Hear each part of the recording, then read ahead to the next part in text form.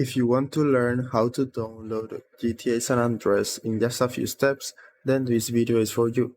So if you find this guide helpful, don't forget to subscribe and like the video.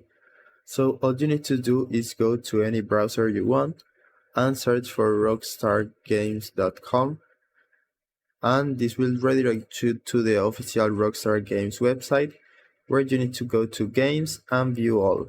So once you are here, we are gonna scroll down until we see GTA San Andreas. It should be around here. We can see it at the left.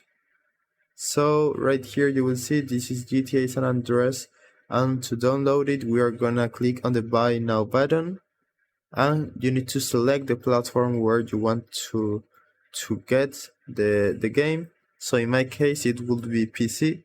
So if you click on Buy Now, this will be the GTA trilogy, which includes GTA 3, Vice City and San Andreas. So after clicking here, you just need to log into your Rockstar Games account and fill in your payment method to get and download GTA San Andreas.